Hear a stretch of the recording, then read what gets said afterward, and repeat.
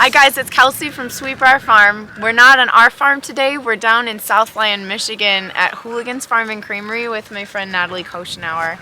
You've probably heard us talk about Hooligans before. This is the farm that we leased Aries from, the Nubian buck that sired hopefully our 2022 kid crop.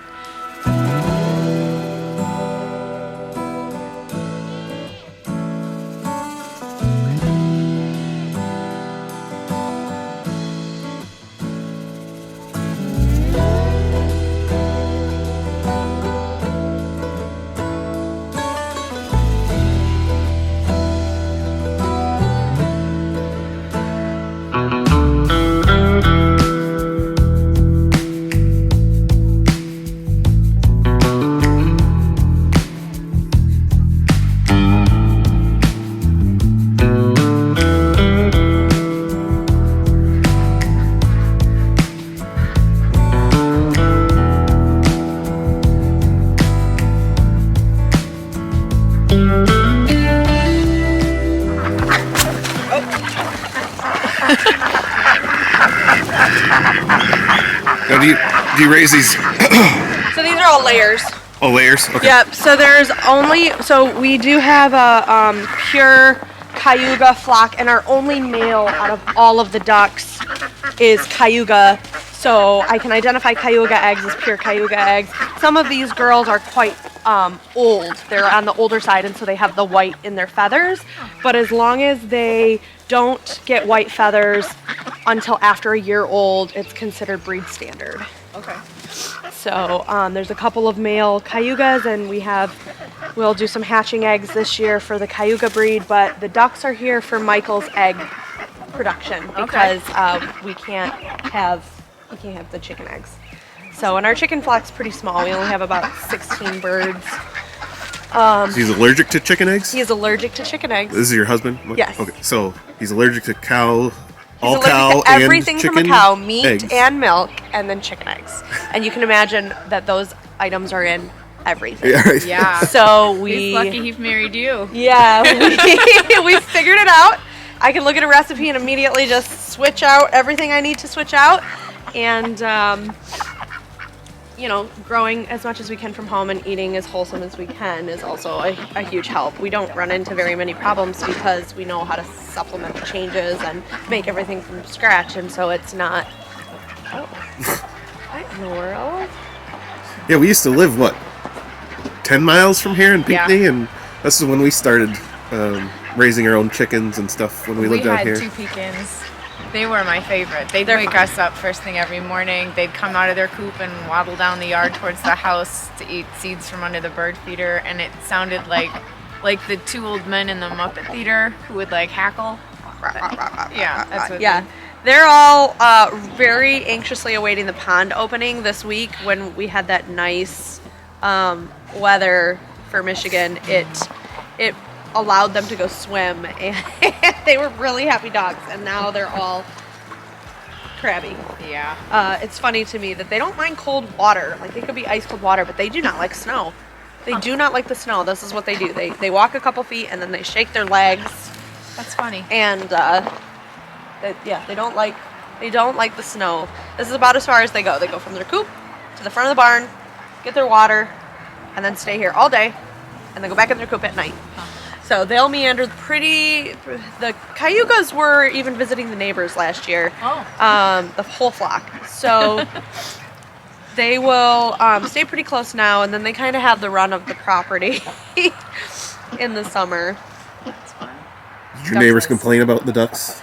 We are really fortunate to have some of the best neighbors. We work diligently at respecting the neighbors and having open communication about the farm.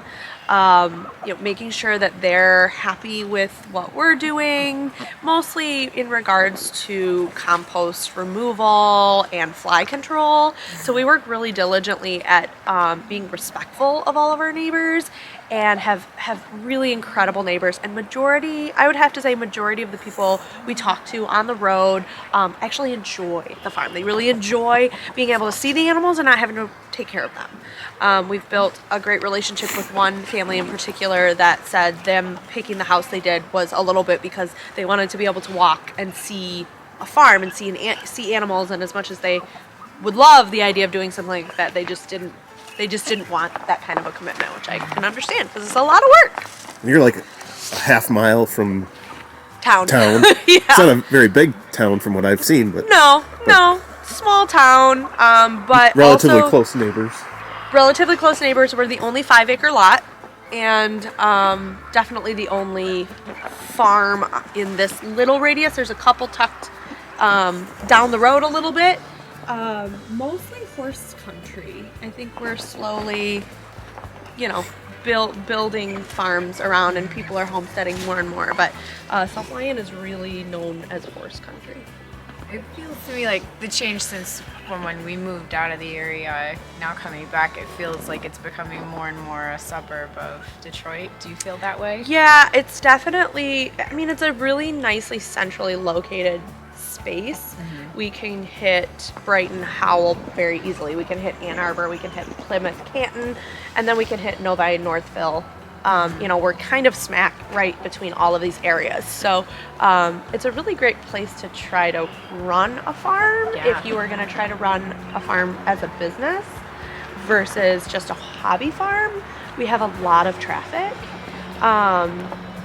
So that's been really lovely, but it also is a farm that is right under the public eye. We are right on the main road. So we try to keep the farm up to the best of our ability because we're not kind of out in the back country. Yeah. So what do you consider Hooligans Farm and Creamery? Is it a hobby farm or is it a business now? Well, so doesn't have to be profitable. The goal would be that to maintain Hooligans at the current scale, it needs to be profitable. And profitable can be a flexible term. Profitable does not need to be rich, getting rich off of farming, because I'm sure there are people that can do it. We have not successfully done that. Yeah. We get to run Hooligans because we work outside of the farm. We would like to move in a direction of the animals paying for their keep, but we're not there yet. Yeah. We're not there yet. And I think the biggest problem is that we did not originally decide to be farmers to own a business. We originally decided to be farmers to have our kids grow up on a farm and have homestead and be able to eat as much as we could that we grew ourselves. Mm-hmm. So when we started that way, and then we realized that we had so many people requesting if they could purchase product from us, then we had to learn how to be business owners, and neither of us have a background in being business owners. We're both healthcare workers. So transitioning from a type of person that is very humanitarian, like very, focused on people and caring for families and really trying to be very giving back. It's hard to try to be a business owner and charge a premium for a product. So we're trying to kind of figure that out. We're newly working with someone that has really helped remind us how much work we put into it and moving forward in that direction. I think our CPA is going to yell at us this year. She always does. I was going to say, CPA definitely yells at us every single year, and every single year we look at those numbers and go, wow, we could have paid off a brand new car. Yeah. We could be going on really extravagant vacations. That is the truth. So, but we love it. I wouldn't change it for anything. Yeah. But balance, right? Yes. Balance. So we haven't been very good at balance, and we're working on balance. Yeah. So, I don't know if you feel this way, but I feel really grateful that we've been able to build a life on our farm with our kids that we don't want a vacation from. yeah. I'm not sad that we didn't take a trip to Florida or we're not going to go somewhere for summer vacation. I'm excited about having time at home with the kids to spend more time with the goats together. Yeah. I would say that you are doing a beautiful job then of making sure you are balanced, because I can't say that I 100% feel that way, Yeah. and that's what we're trying to accomplish. I think I allowed the farm to get bigger than what I could manage when I was only managing it by myself. Yeah. With COVID and my husband being military, he was gone for 16 months, and that made me have to do everything solo along with raising 3 kids. And I let the farm get bigger than what I could. And so we're trying to scale it back down to where it would be more manageable, but trying to find that profit point where we have to have so many animals to try to make so much product, to try to hit a certain quota. It's trying to find that balance, which is also why we only milked 1 goat this winter. Yeah.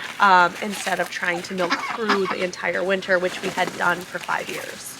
I think we've found that we need to take a chunk of time off, and that was very valuable. I'm really excited to get started again instead of, oh gosh, I went from working a lot to now ramping it up and working even more. Yeah. Because as baby goat season comes, it gets really busy really fast. I bet.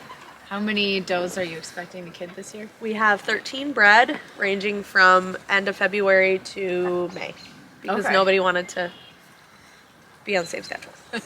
Well, maybe spreading it out will let you get a little more sleep. I actually am really enjoying having only 5 baby goats in my house at one time instead of 25, which they're not usually all in the house together, but usually, we have a huge amount in a really short time, and that can be really stressful, but we're really getting to give them individual attention right now.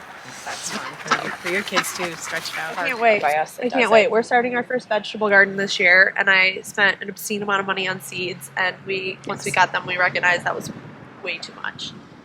Way too much to start for new farmers. So I have my onions and lettuces and everything started now, and then I've got stuff that I need to start in March.